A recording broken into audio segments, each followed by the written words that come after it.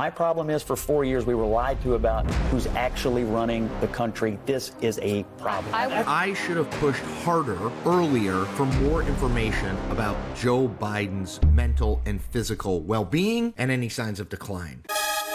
Today, I came to party. Welcome to Doug in Exile. We're documenting the Biden decline, which I think is even more serious than we've been led on. Very serious. And Democrats are starting to respond now and admit to it. That's the big thing this week in media. That dam is broke. They're telling everyone, we lied and what happened. And the Wall Street Journal has interviewed over 50 people from within Biden's own administration saying that they knew all the way back since 2020. So this isn't something new. This isn't a new form of decline. This is old decline and has very serious repercussions. Welcome to Doug in Exile. I hope you guys will subscribe. Just click that button and join us. First, I'm going to show you this weird tweet. This is weird. Then we're going to get back to more of a normal story. So this is the general. Biden and Harris have returned to the White House. There are rumors that they are planning on invoking the 25th Amendment just to make Kamala Harris president for 30 days. Are the Democrats planning on Kamala Harris giving Joe Biden a pardon for his entire political career? So that would be the benefit of them doing the 25th Amendment. But I think the bigger benefit is it's necessary. This is what the 25th Amendment is designed for. When someone's in Biden's level of decline, he can't be president. So I did see video of Biden being rushed back to the White House. There are police sirens last night in the escort. Now, we don't know why he's back.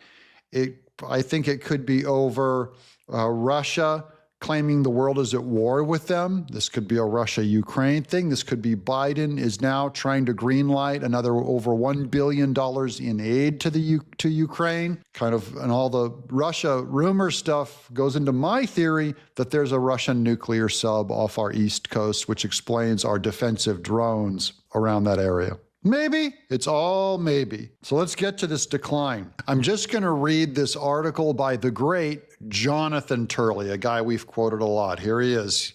Quote, he has good days and bad days, unquote. The journal exposes the concerted effort to conceal Biden's mental decline. In an explosive expose, the Wall Street Journal has revealed how the mental decline of President Joe Biden was pronounced from the start of his term. So that means it was a lie. We've all known it's a lie. We knew Biden didn't campaign in 2020, right? However, cabinet members and other Democrats lied to the public about his declining levels of acuity and engagement. That effort succeeded largely with the help of an alliance with the media, which showed little interest in whether the president was actually running the government. So that's the big news now is who's running the government? It's not Joe Biden. Who has been running the government? It has not been Joe Biden. But no one is saying they have to shut down the White House because he's not with it today. This man is awake 23 hours a day. He's clearly engaged. And the American people just elected him over somebody who was much younger. I will point out to you. My question is this. We elect people for a reason. The elected leadership of the government is supposed to be making decisions. For 4 years, the unelected have been in charge of our country during critical moments. We don't live in a country where the unelected are supposed to rule us. We live where the elected are supposed to rule.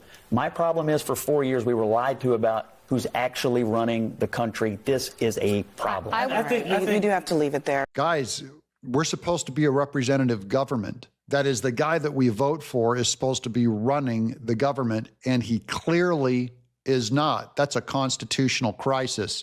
Started by the Democrats. Republicans didn't do this one. Democrats did this. It's the biggest scandal probably in recent history, even bigger than Nixon. Nixon's nothing compared to what the Democrats have done in hiding Joe Biden's decline and him not running the country. After President Joe Biden's disastrous debate performance, the solid wall of media and staff shielding the declining mental state collapsed. Even after special counsel Robert Hur declined criminal charges against Joe Biden due to his diminished state, Democratic pundits and the press covered for him, claiming that he was sharp and effective. With the debate, the public was able to see what many in the media and the White House had been hiding for years. We finally got a look at the guy. There's no way that guy's in charge. Who's making decisions on the war and funding between Ukraine and Putin? Who's making decisions about what we do with China? When a spy balloon goes over, who's making the decision to shoot it down? Who's making decisions on Israel and Hamas? After interviewing roughly 50 insiders, the Journal found evidence of knowing effort to hide Biden's mental state. For many, Biden's refusal to leave his home for much of the 2020 campaign was evidence of the insecurity of staff about his ability to engage with reporters. It only got worse during the term as staff virtually tackled anyone trying to ask him a question. Biden was routinely shuffled off stage after reading briefly from a teleprompter. And by the way, that teleprompter was written by someone else besides Biden. So have we ever really heard from the president in his own words and his own thoughts? Behind the scenes, cabinet members reportedly stopped asking for meetings with Biden after staff conveyed that such requests were not welcomed. He held far fewer cabinet meetings. I think it was 9 in his entire term, and was often considered down for any discussions. That included a period during the calamity of the Afghan withdrawal. He wasn't even available to talk to. This isn't about talking to the outside press.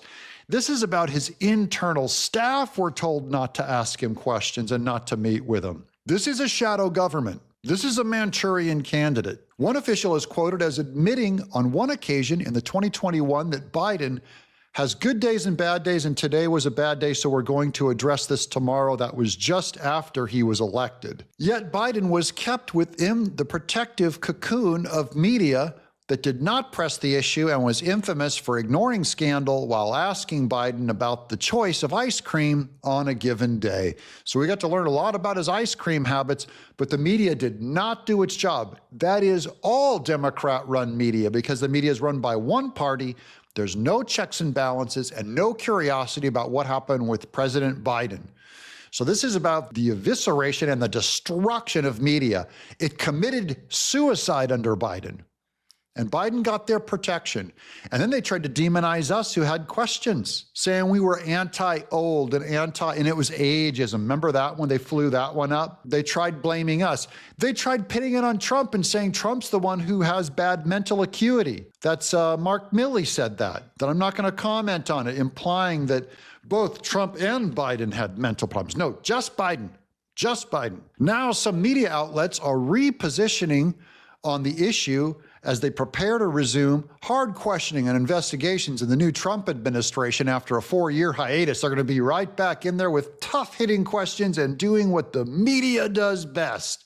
Ask tough questions of the president. They did the same thing under Barack Obama, where it was like, you can't make fun of the magic black man, or you're a racist and you're evil and you're trying to undermine him. So it was go hard on Bush, go easy on Obama. Then it's go hard on Trump, and then Biden, go easy on Biden. Trump's back in office, time for the media to go hard on Trump again. Just remember, they're always lying. They're always only carrying the Democrats' water. One exception this week was Chris Cillizza. Now, I could show you, I'll throw a video clip in here and we can show you Chris Cillizza, who served as CNN's editor-at-large before leaving the network in 2022 on YouTube. Chris Cillizza stated, "As a reporter, I have a confession to make and admitted I should have pressed harder and earlier for more information about Joe Biden's mental and physical well-being and any signs of decline. Now, mea culpa, I got it wrong," says Chris Cillizza. Now, everyone likes a redemptive sinner, and I give Chris Cillizza credit for admitting his own failure to pursue the story, despite many critics objecting for years over the lack of such inquiries.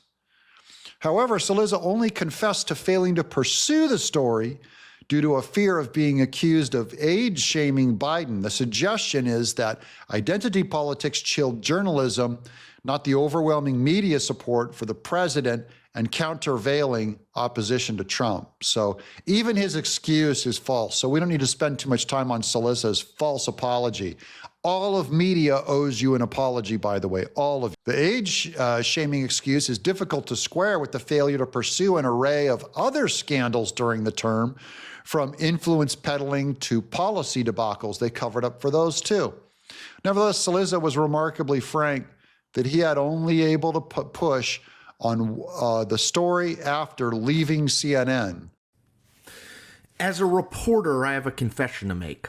I should have pushed harder earlier for more information about Joe Biden's mental and physical well-being and any signs of decline. So let me explain.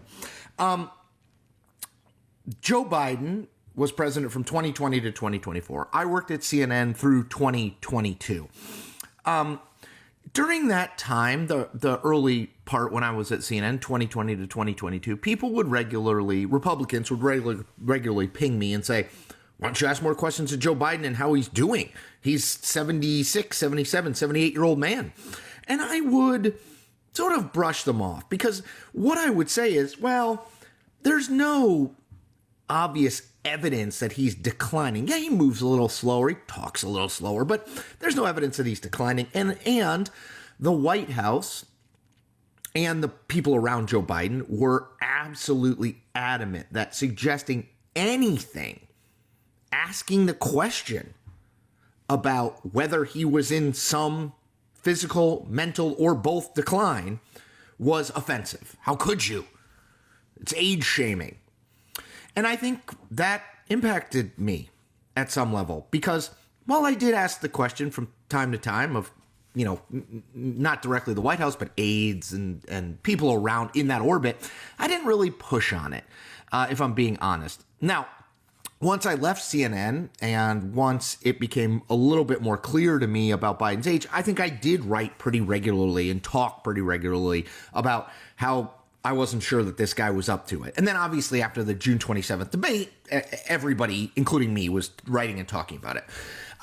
The reason that I bring this up is in the last 48 hours, there have been two stories, one by the New York Times and one by the Wall Street Journal that document the decline of Joe Biden and how we probably should have known then and reported then what we know now. Putting Cillizza's statement aside, there is a notable effort by some in the media to retroactively resume journalism after years of docile coverage on issues such as Biden's incapacity. The problem is we don't trust him anymore. You lose your credibility. This is the boy who cried wolf. You've done this too many times.